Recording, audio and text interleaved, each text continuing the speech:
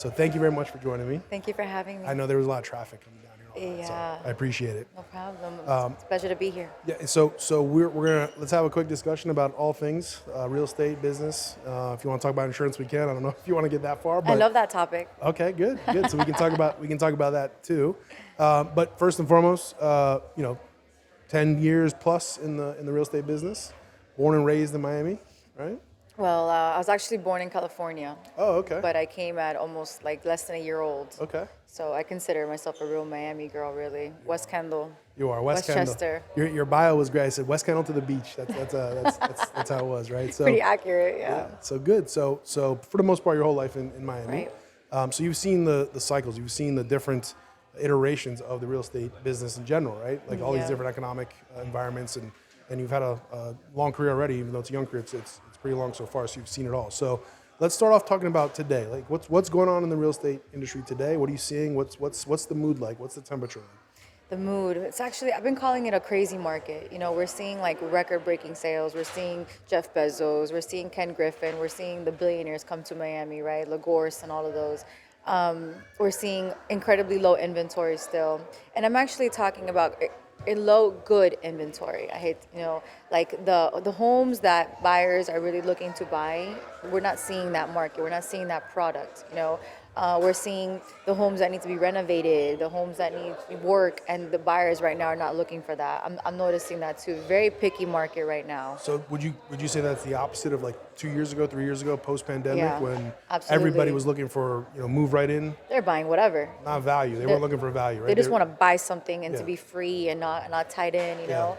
And now I think that frenzy's over. No one is buying 20% over market anymore. I was reading a report. Sotheby's releases these reports, and I was on a recent Zoom, and over $1 million in Dade County is a 10-month supply. 10-month supply of single-family homes, over $1 million in Dade County. That's new from the past years. Never hasn't been Never. like that. So now we're really getting into a buyer's market. Right. So the only thing that's moving, I would say, under 10 million is if it's really priced well. And my sweet spot's like $1 million to 8 to 10. That's really where I sell the most. Okay. Average price point like 2.5.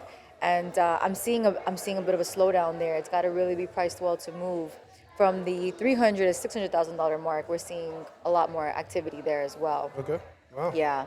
But these are you're saying most of the inventory though is like you're buying value. You have to renovate it. You have to fix it up. renovate it. Change those old school Miami Beach like pink and blue bathrooms. Right. And all that, right? So, carpet. Yeah. Exactly. Oh, carpet. Wow. Popcorn ceilings. Wow. We're seeing. Yeah. So buyers are very picky right now. Yeah. What's moving is if you price it, almost a little under market, that's when you'll start seeing movement on it. Yeah. Before, 7 days, 10 days, days in the market. Now we're seeing 30, 60, 90, 120. We're seeing, So the biggest hurdle I'm experiencing is setting those expectations with the sellers, because sellers think that their properties are worth X amount, and it used to be, but now we need to price ahead of the market, 6 months out, and that's been a little bit of a difficulty.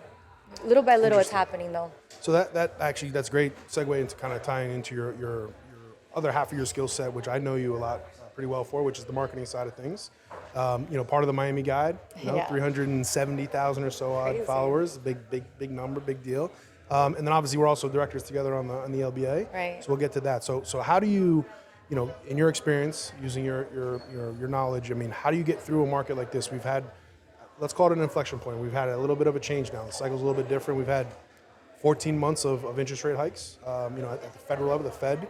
And now, typically, and this is my Wall Street background, like this is when you see the effects of all those changes. So how do you market different today? What do you mentioned before about pricing it 6 months ahead or something like that? So talk about that. How are you marketing today? And what's that going to look like, moving forward? Well, I do think that you have to work 3 times as hard. Okay. I've definitely seen that. Gone are the days where you do a little TikTok dance and you can sell a house, right? Now you have to really invest marketing dollars, So, for example, I have an $8 million house in Belmead. Landscaping was okay. I mentioned to the sellers, maybe we should fix it up. No, let's see what happens. I'm like, okay, let's see what happens. Now, took photos, video, reel, drone, thousands of dollars into Okay. that, my right, marketing dollars. And then now I'm noticing everyone's feedback, the curb appeal, the this, the that. Okay, new landscaping all throughout the house to oversee it, brand new photography. So I'm quickly realizing the amount of investments that Yeah. we're gonna have to put into these properties to sell. It's got to be pristine, no room for error in any of the properties. I'm not hearing though that it might be more work, Yeah. but I'm not hearing that it's harder to sell, other than the more work side of it. But you're still selling. You're still moving. You're moving. We're still selling. We're still Yeah. moving. I'm still listing. You know, Yeah. they were saying how, interest rates are so, everyone bought so low, no one's gonna sell. No one's gonna sell. I have 15 listings right now. You Yeah, know? I don't agree with that either. I mean, that's what they want to believe. You know, Right. if you're positive, you want to say, no. Where the prices, inflation is not done, right? We have Right. disinflation. Yes. So every month, inflation's still going up. Or I'm sorry, there's still inflation. It might be less than last year, but there's still inflation, right? Agreed. So the positive spin is, but no one's going to sell because they have 2.5%, 3% interest rates, and the inventory is going to be tight. So when something comes up, it's going to continue to sell right away. That's done, right? Done. So you're working a little harder to sell, but Working you're a still little moving. harder. You're still moving. You're still moving Yeah. properties. Yeah. Working Okay. harder than ever, really. I would say working harder than ever. We're back to the weekend open houses, right? Yeah. Nonstop. We're back to big money behind digital ads. Yeah. We're now thinking of magazine, back to digital. Everyone was so against print, digital. Now we're thinking public relations in the mix now. Like things that we were kind of chilling on, maybe relaxing a Yeah. bit, back burner. Now Yeah. we're reinvesting all of that back into it. Kind of the fundamentals. Back of to the business. basics. Yeah. Back to basics. And so that's for you. You have a good foundation, obviously a good base there. Right. So That's how I started my business. interesting. So okay. So let's talk about that a little more. So in the beginning, was it more like it is today when you first started? The hustle, the constant advertising, the constant, the commotion, I call it, Right. right? The chaos, Right. It's back to relationships. Okay. Gone are you post a house on social media and you sell it. Those days are over. So Yeah. now it's back to one-on-ones, back to cultivating, nurturing friendships, relationships. People all the listings I get now are from 10 years ago, from clients I've had last 10 years they're ago. coming back. Coming back, finally giving me a shot, maybe, things like that. People that I've met 2-3 years ago that weren't ready, now they're ready. Great. So I'm just seeing now the fruits of my labor. But I think having those lunches, having those meetings, going to the networking events, joining associations. I'm a part of several, Yeah. not just the LBA. Yeah, we're gonna get into that in a second. Yeah. Yeah, and I think that we're going back to those days, less on the social media, buying Zillow leads, buying those kind of things, I think we're heading back to the fundamentals of it, which is actually the harder part, right? It's actually much harder. But I think it'll weed some people out that Thank aren't God. used to it. A, and don't know what they're doing. B, Trim and, the fat. and it'll be the lazy ones aren't going to be around, right? Oh no, Yeah. we're already seeing there was a huge stat that just came out. I think it was like 80,000 realtors dropped out of the market 6 months ago. I can just imagine That's a now. huge number. Austin, Texas, I think it was like 40% dropped out. Wow. Yeah, I think we're gonna see a big drop. Interesting. So Survival of the fittest, yeah, only the strong survive. right? Art of hip hop's back there. That's an old Mob Deep time, but okay. I love that. Good. I love that. So let's segue into kind of the marketing. So that's the development side or the what's changing in the real estate world.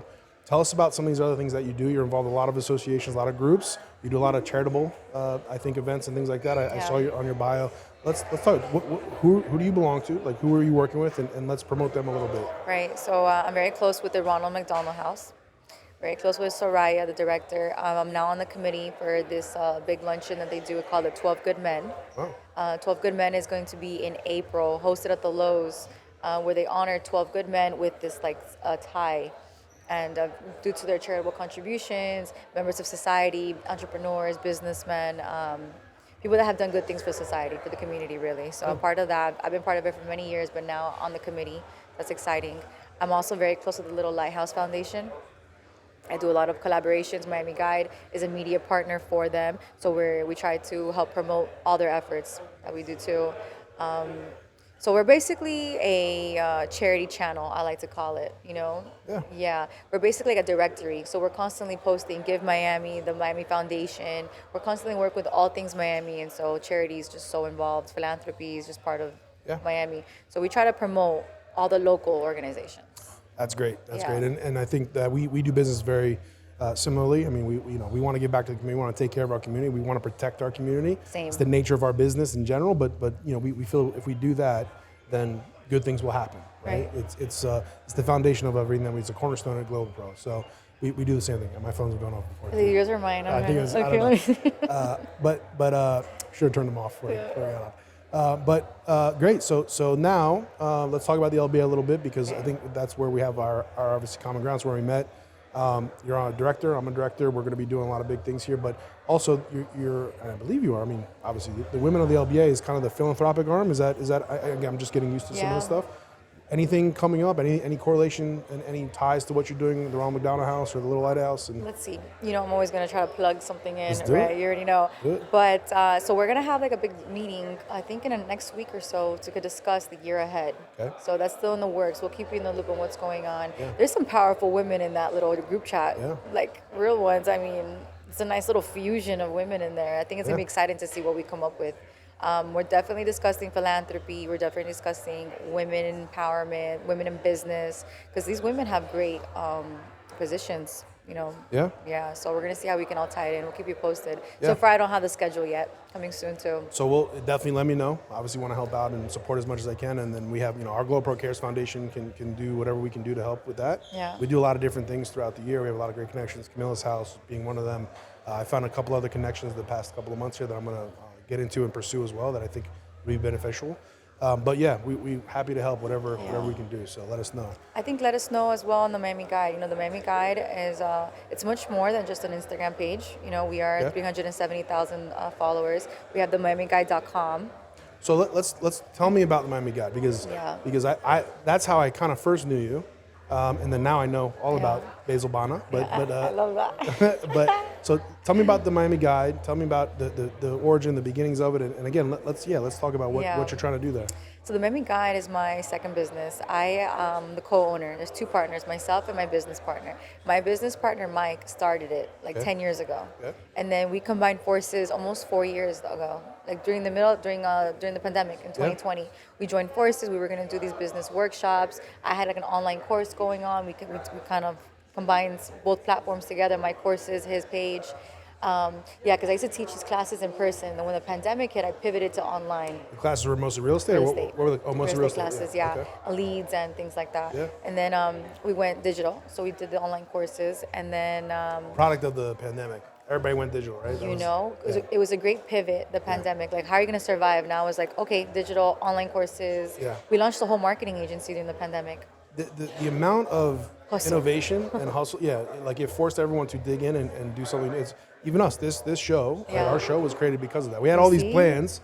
Everything was written down. We had all these plans, and then we were forced to do something. So we did it, right? And so now we are here, almost 200 episodes. And you wouldn't even know. But we're working hard. We're hustling. Like the amount of cameras, the amount of microphones, the amount of stuff that we have trying to get to the right place, it's a lot. Yeah. But that's building a business, right, at the end of the day. So interesting. So I love that. And so the Miami Guide today, you said serves kind of dual purposes. I know all the great guides, like all the where to have a date, where to go to dinner, where to go to lunch, where to go to brunch. But tell us about the other stuff. So we actually are big with brand partnerships. Okay. So Lucid Motors, Munero Prosecco, Dolphins, The Heat.